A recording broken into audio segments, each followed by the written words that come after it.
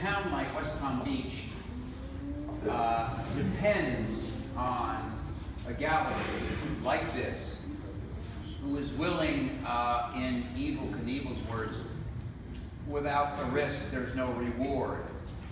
And so I think we all owe a degree of gratitude to Rolando for his vision.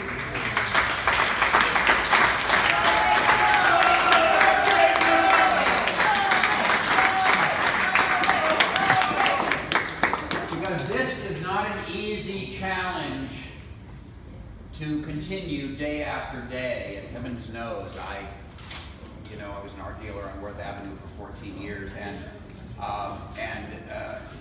curated many, many shows. And the one thing that we felt that we needed to do was to make room for artists that are in our community, artists who needed professional exposure, but the realities of the square footage of a Worth Avenue gallery in terms of the monthly rent don't always make that practical. So it's galleries like the Box that bring together a commitment for celebrating the creativity that's here in this community. And time after time, Rolando has put it out there to artists. So this is really a forum for a lot of artists. They get their start, a lot of emerging artists that are worth their salt, and they get the exposure, and they continue on with their careers. But without pioneering galleries like this, that opportunity is not there, because there's a lot of art dealers that are not willing to take the risk, not willing to take the responsibility. And I think Rolando has proved year after year, and that's the reason he came up here. He's on a major thoroughfare in West Palm Beach. Gallery is gaining an incredibly good and professional responsibility toward encouraging young artists to show their works and mid-career people. And I'm delighted to be a part of it. I've supported this community, as most of you know, for many years, and this is just the kind of opportunity that I was interested in. So when I was asked to be involved in the Curator's Choice Show, I immediately thought of the current show that I am curating right now at the Coral Springs Museum of Art of the very hotshot Miami artist J. Stephen Manolis, who has this wonderful 5,000 square foot studio in something called Lemon City, which is kind of, it's actually really in Little Haiti. And it has become a magnet for artists in Miami looking for the next Chelsea or Soho or whatever. So with that, I actually became acquainted with him 2 years ago when Paul Fisher, another great pioneering gallery, exhibited some of his works.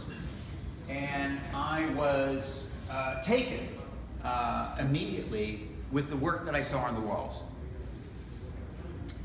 You know, when you think about it, the two most important, absolutely American contributions to our culture, uniquely American, was American jazz and abstract expressionism. We can hold on to that. I mean, Europe's got it covered with paintings and portraits and even photography for that matter. But in this country, American jazz and abstract expressionism are truly our own. The interesting parallels with abstract expressionism and American jazz is that American jazz is an abstraction of music, is playing around with notes that go in the air, and actually I listen to Thelonious Monk almost every morning when I work on the weekends with one of the great jazz pianists. And I started the morning with this.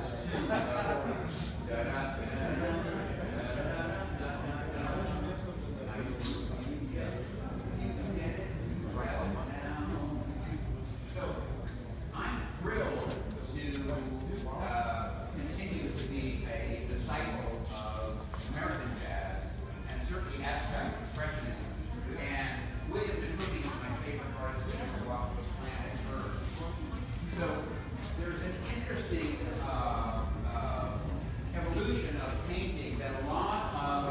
painters are rediscovering abstract expressionism, which is, again, America's greatest gift.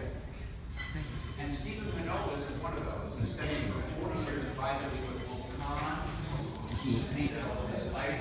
He was very successful as a senior partner in Solomon Brothers, but at the same time, like a lot of painters, he did what he had to do to get himself ahead. So the two paintings that I'm going to show you are reminiscent of the same kinds of pictures that are in the Coral Springs Museum, although there are 40 or 50 works.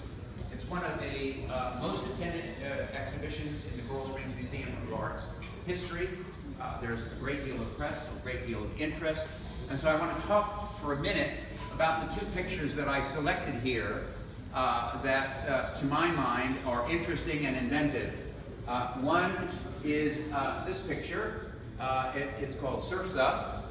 And the other picture, let me see, I'm going to read the label. I guess maybe they're both Surf's Up. Maybe they are. Yeah, Surf's Up 3 and Surf's Up 2. So, Surf's Up. We just finished a beautiful book printed in Belgium called Key West Changing Colors.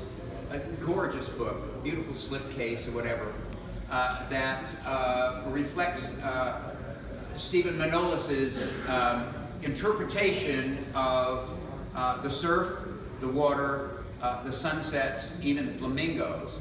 So this is sort of the tail end of some of the work that's on view at the Coral Springs Museum right now.